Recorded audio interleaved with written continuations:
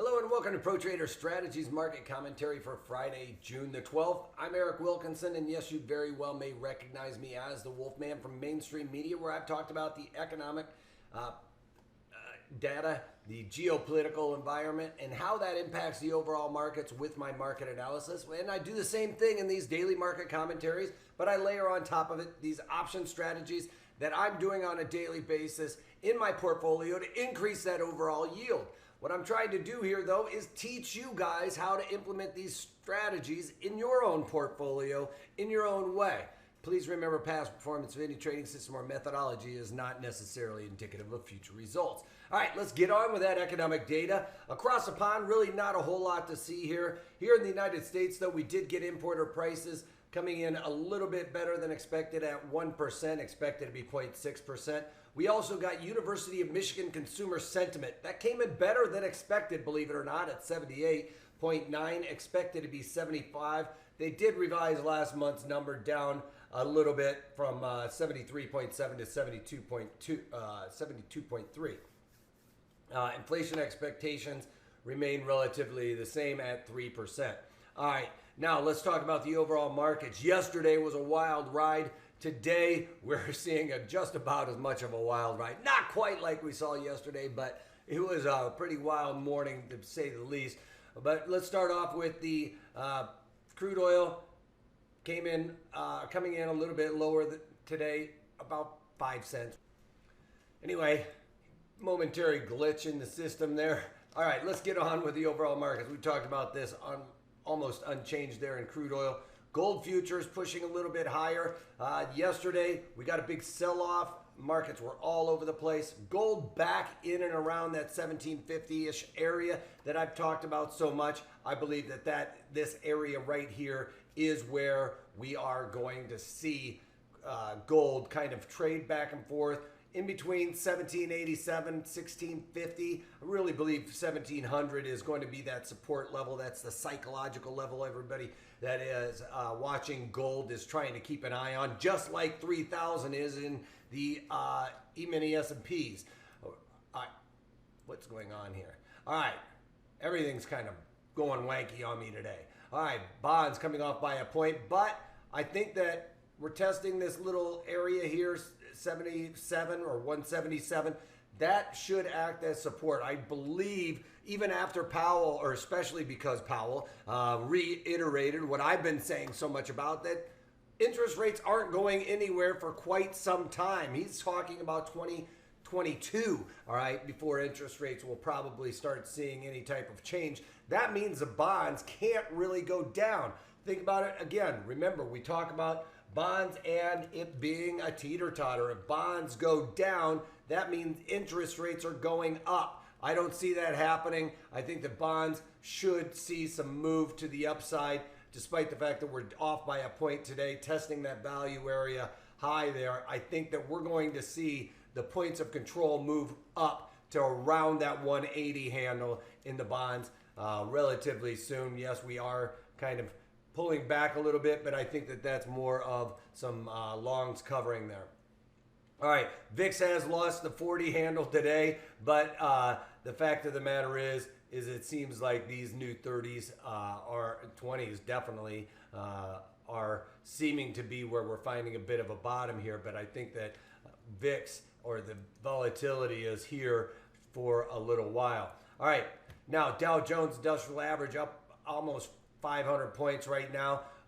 We have had a wild ride. I mean, we were up like almost 800 points at one point in time and then into negative territory shortly after the open. And now we're starting to get a bit of a rebound. I don't know how this is all going to play out, especially afternoon, which is what we're starting to hit here on New York time, because it's a Friday. Remember, I've talked about summer hours in New York. It's a rush to the Hamptons, as we used to say on the floor of the Board of Trade, where volumes really start dissipating late in the day. And I don't know that we're going to see a massive rally towards the end of the day here. I think that we might see a little bit more weakness throughout the day as volumes start to slide a little bit, dwindle, and I don't know that anybody really is thrilled after yesterday's massive sell-off to hold stocks going on into the weekend, especially here when they're starting to see Arizona. Arizona is kind of the litmus test right now with Corona,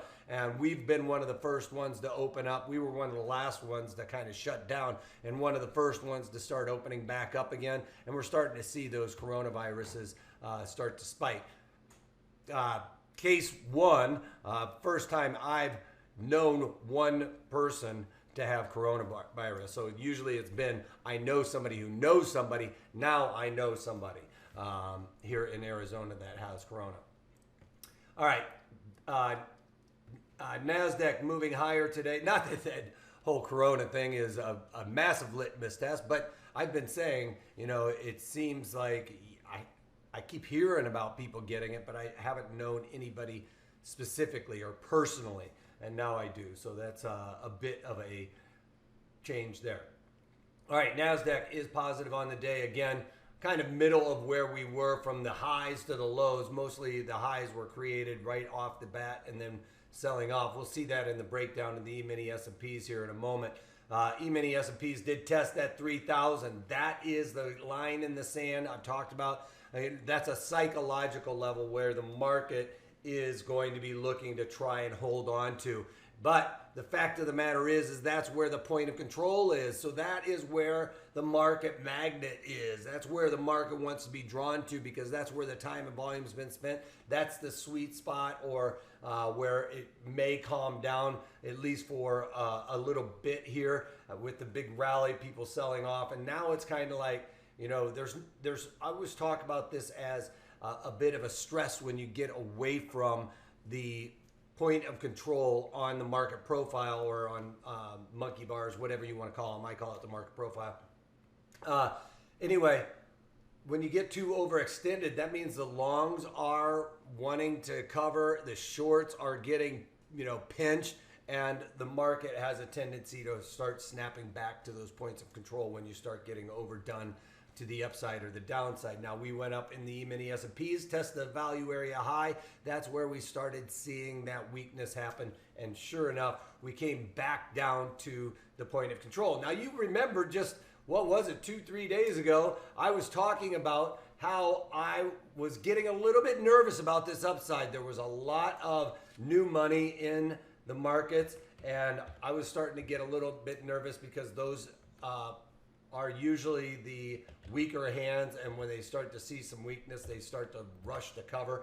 And so I put on some negative deltas. I was overall really long in my portfolio, long deltas, almost nothing where I was playing it to the downside. And then I was talking about Boeing. Remember, I said Boeing is missing on these orders and has more orders canceled than ever before. I think they were up to like over 600 canceled orders already this year, which is just amazing to think about, that many people canceling. And I don't think that there's going to be a lot of demand for an airplane right now, especially from these airlines. We're only seeing the demand coming from FedEx and UPS, and that is not enough to keep their business alive, to be quite honest. So remember, I shorted Boeing, and I was also talking about, I think that the pullback happening in the E-mini S&Ps, or what's correlating over here to the futures here, was right around 3,000. So the SPY, I picked the 300 handle, if you guys remember. Well, oh and behold, I thought it would take a week or two at least, but we had that happen in one day. The market just completely got the rug pulled out from under it, fell flat on its face and right down to 3,000. So we'll talk about the trades that I took off, some of those trades there.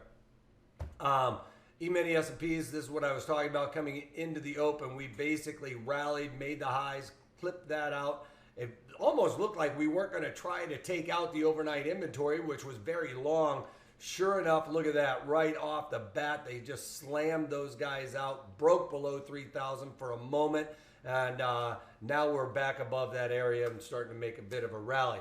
Again, I would not be probably buying into this rally necessarily. I did cover some shorts and stuff like that, but the fact of the matter is I'm not trying to get more long at these levels. I want to see how this all plays out and maybe wait till next week to start reassessing everything that's going on here. Then SPY, this is that trade I talked about that I put on just on the 9th, which was just 3 days ago. So we're talking about right here on the 9th, right here on the 9th, I started talking about adding some protection to my portfolio, and I went in to the August. I bought the 300 puts in there for $7.64. You know, we always talk about the winners, right? How we wish we would have done more. Well, of course, I wish I would have done a little bit more on these, and I did them relatively small, but about a half a normal tranche for me. Anyway, I paid $7.64 for those. Yesterday, I put in a bid, bought back half of those for bought them back for $16.98, and then today I bought back the rest of them for $13.71. Not great location. It was actually right about where we're trading right here, although I did it earlier this morning before we got that massive sell-off. I was basically buying or selling those out as the market was coming off. I didn't think we were going to necessarily test yesterday's low, but we came right back down to that 200-day moving average is probably where I should have waited for. But the fact of the matter is I wanted to cover those today. I did start to look because we got this volatility expansion going on. As you can see here in the SPY, that helped me out quite nicely. Made me able to achieve better than my projected out for those, which is usually you kind of get a double, which would have been around $15.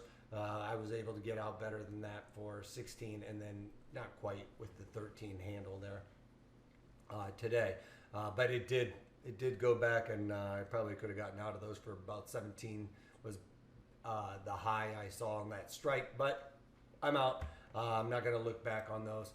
Might look to sell some puts, though. That's one of the things I was starting to do this morning with that spike in volatility, but I decided to walk away from that.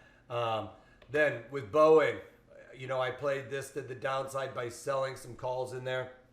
I covered those today. If you remember, I did that on the 9th as well. Went in. We started seeing these orders cancel. They started putting this out there, and that's when I decided there's no way we're going to be able to get Boeing in the next July, within the next 30 some odd days, get up to the 325 handle in the Boeing. So it's just way too short of a time frame for anything good to come out for Boeing, and decided to sell those July 325 calls in there for $3.65. Bought those back for $1.26 today. Now remember, my profit target on those was much better than what was originally looking at. You know, usually I would be looking to get out around $1.70, but today, when we started seeing that sell-off in the overall markets, it really drove down Boeing, and I was able to get out for better than what was originally my profit target on those. Yesterday, I probably could have gotten out also, but we started seeing that spike in volatility yesterday, and that spike in volatility, despite I was directionally correct with that big drop off, that big spike in volatility in Boeing even affects those calls. So yesterday I was looking at getting out at around 50% of max profit. I actually put in a $1.50 bid. It was trading around $1.70 for the better part of the day. Market started really selling off. I pulled my bid in,